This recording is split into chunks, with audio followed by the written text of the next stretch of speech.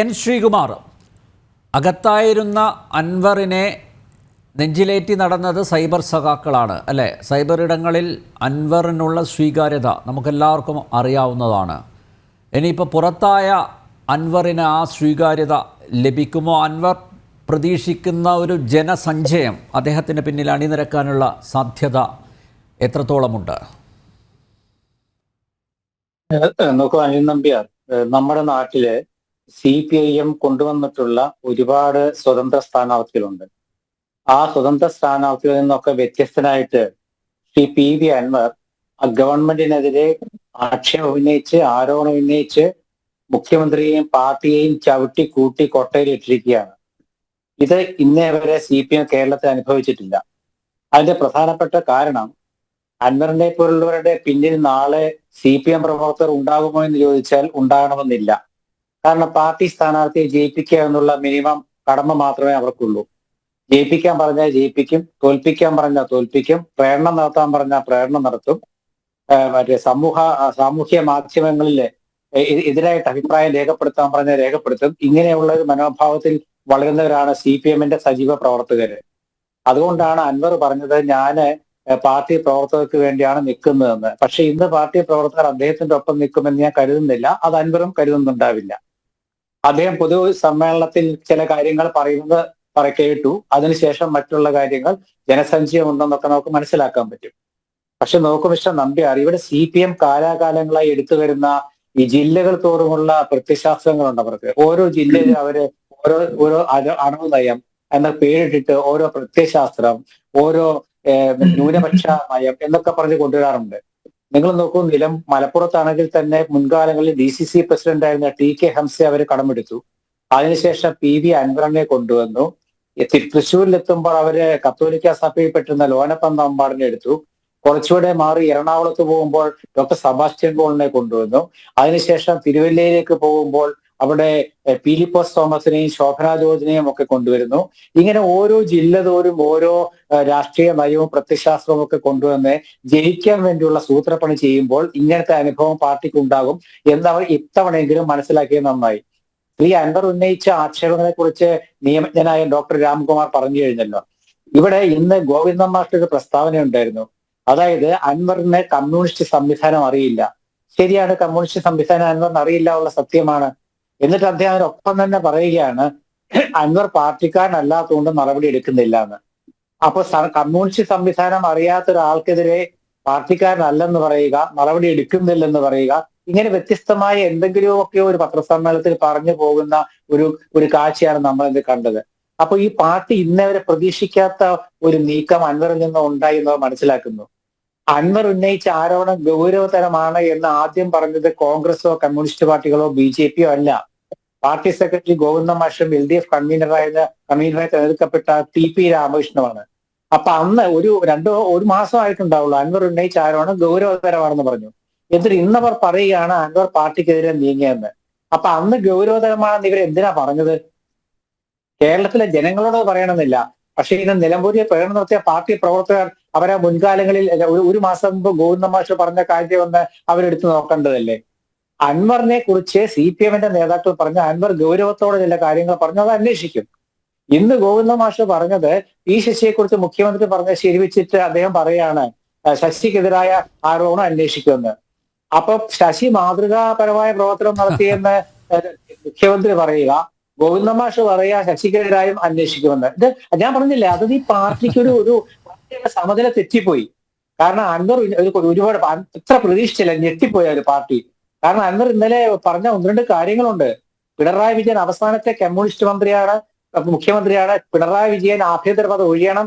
പിണറായി വിജയൻ കെട്ടുപോയ സൂര്യനാണ്. ഇങ്ങനെയൊക്കെ പറഞ്ഞിട്ട് അദ്ദേഹം ആ കുടുംബത്തിനെതിരെ ആക്ഷേപം ഉന്നയിക്കുകയാണ്. അങ്ങനെ പാർട്ടി തരിച്ചുപോയി. പാർട്ടിയുടെ ബുദ്ധി, പാർട്ടി നേതാക്കളുടെ ബുദ്ധി ഇന്ന് ഉച്ചതിരിഞ്ഞ് പ്രവർത്തിച്ചു തുടങ്ങിയിട്ടേ ഉള്ളൂ. അതുകൊണ്ടാണ് ഇന്ന് രാവിലെ മുഖ്യമന്ത്രി ഡൽഹിയിൽ പത്രസമ്മേളനം നടത്തിയപ്പോൾ 3 മിനിറ്റ് കൊണ്ട് അവസാനിപ്പിച്ചത്. ഇന്നലെ ഉച്ചയ്ക്ക് അൻവർ പത്രസമ്മേളനം നടത്തി പറഞ്ഞ കാര്യങ്ങള്, ഉച്ചതിരിഞ്ഞ് നടന്ന പത്രസമ്മേളനം നടത്തി പറഞ്ഞ കാര്യങ്ങള് ഇന്ന് രാവിലെ പോലും മുഖ്യമന്ത്രിക്ക് അതിനെക്കുറിച്ച് പറയാൻ അവസരം കിട്ടാത്ത എന്തുകൊണ്ടാണ്? അപ്പൊ ഒരു മുഖ്യമന്ത്രി എന്ന് വെച്ചാൽ അദ്ദേഹം നിസ്സാരമല്ലല്ലോ, നിസ്സാരക്കാരനല്ലല്ലോ, പോളിറ്റ് ബ്യൂറോ മെമ്പർ അല്ലേ. അദ്ദേഹത്തിന് പൊളിറ്റിക്കൽ സെക്രട്ടറിയും അഡ്വൈസർമാരും ഒക്കെ ഉണ്ടല്ലോ. അപ്പൊ അതിന്റെ അർത്ഥം എന്താ വെച്ചാൽ ഉത്തരവില്ല, തരിച്ചിരിക്കുകയാണ്.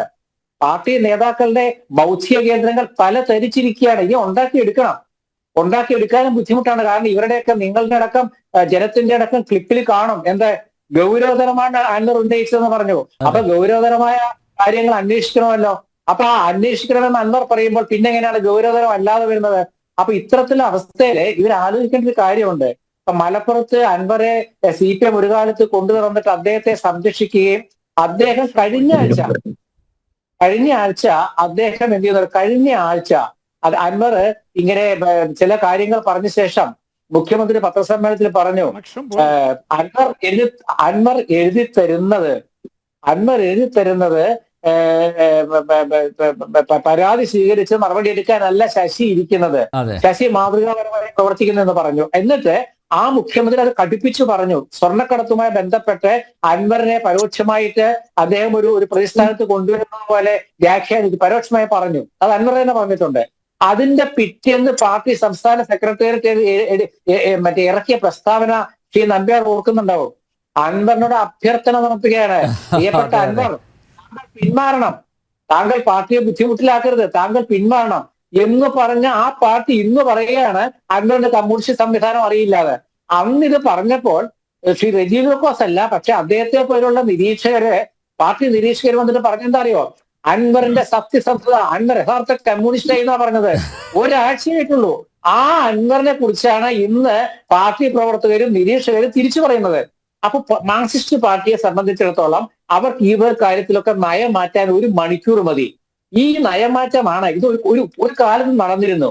EMSന്റെ കാലത്തും അതിനുശേഷം ഒരു പരിധിവരെ തടയം ഗോവിന്ദിന്റെയും നയനാരുടെയും കാലത്ത് വരെ നടന്നിരുന്നു. പക്ഷെ VSന്റെ കാലം തൊട്ട് ഇങ്ങോട്ട് കഴിഞ്ഞ കാലങ്ങളിലൊക്കെ നോക്കുകയാണെങ്കിൽ പാർട്ടിക്ക് പഴയ പോലെ പറ്റുന്നില്ല. കാരണം സാമൂഹിക മാധ്യമങ്ങൾ സജീവമാകുമ്പോഴാണ് ഇങ്ങനത്തെ വിഷയങ്ങൾ കൂടുതൽ പ്രചരിക്കുന്നത്. അപ്പൊ ഇന്ന് എന്ത് കാര്യങ്ങൾ എടുത്തു നോക്കിയാൽ പുറത്തു കാണും. ഇന്നിപ്പോ നോക്കൂ, ഇവരിപ്പോ പറയുന്നുണ്ടല്ലോ ശ്രീ റെജി ലൂക്കോസ് ഒക്കെ ഇവരെ തള്ളിക്കളയാണ്.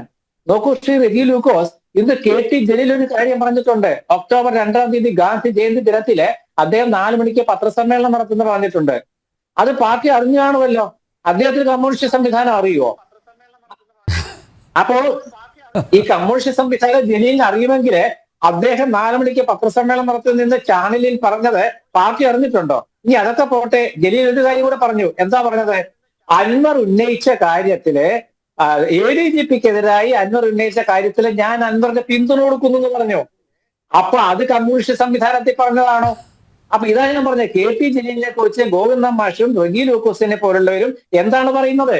കാരണം KT ജലീലിനെ കുറിച്ച് നിങ്ങൾ ഒരു കാലത്ത് അദ്ദേഹം ഇടത് സ്വതന്ത്രനായിരുന്നു, ഇപ്പോഴും പാർട്ടി മെമ്പർ അല്ല. ലോനപ്പൻ നമ്മളിനെ പാർട്ടി മെമ്പർ ആക്കി അവസാന കാലത്ത്. പക്ഷെ KT ജലീൽ ഇപ്പോഴും പാർട്ടി മെമ്പർ ആക്കിയിട്ടില്ല. അപ്പൊ KT ജലീലിനെ തിങ്കളാഴ്ച പത്രസമ്മേളനം നടത്തുമ്പോൾ അൻവറിനെ പാതി പിന്തുണച്ച ജലീലാണ് പത്രസമ്മേളനം നടത്താൻ പോകുന്നത്. അപ്പൊ പാതി എനിക്ക് എക്കോ വരുന്നുണ്ട് കേട്ടോ, നമ്പർ ഒന്ന് ശ്രദ്ധിക്കണം. അപ്പൊ അൻവർ ഇങ്ങനെ പറഞ്ഞതിന്റെ പിന്നാലെ KT ജലീൽ പറയുമ്പോൾ അദ്ദേഹവും സ്വതന്ത്ര സ്ഥാനാർത്ഥിയാണ്, അദ്ദേഹം CPMന്റെ പാർലമെന്ററി പാർട്ടിയിൽ അംഗമായിരിക്കണമല്ലോ. അപ്പൊ ഇന്ന് അൻവർ പാർലമെന്ററി പാർട്ടിയിൽ അംഗമായി ഇനി ഞാൻ പങ്കെടുക്കില്ല എന്ന് പറഞ്ഞപ്പോൾ ഗോവിന്ദ മാഷ് എന്ന് പറഞ്ഞത് അൻവറിന് കോൺഗ്രസ് പാരമ്പര്യമാണ്. ശരി, അപ്പൊ കോൺഗ്രസ് പാരമ്പര്യമുള്ള അൻവർ 2-3 ആഴ്ച മുമ്പ് പറഞ്ഞ ആരോപണങ്ങൾ ഗൗരവതരമാണെന്ന് പറഞ്ഞതാരാ? അന്ന് കോൺഗ്രസ് പാരമ്പര്യമുള്ള ആണല്ലോ ഈ അൻവർ. അപ്പൊ കോൺഗ്രസ് പാരമ്പര്യമുള്ള അൻവർ 3 ആഴ്ച മുമ്പ് പറഞ്ഞ കാര്യങ്ങൾ ഗൗരവതരമാണെന്ന് പറഞ്ഞ CPM നേതാക്കള് ഇന്ന് പറയുകയാണ് അൻവറിന്റെ കോൺഗ്രസ് പാരമ്പര്യത്തെ കുറിച്ച്. അപ്പൊ അത് എന്താണ് നമ്പ്യാർ? ഞാൻ റിജിയോട് തന്നെ ചോദിക്കാം നമുക്ക് അതിലൊരു ക്ലാരിറ്റി വരുത്തേണ്ടത് റിജി കൂടിയാണ്.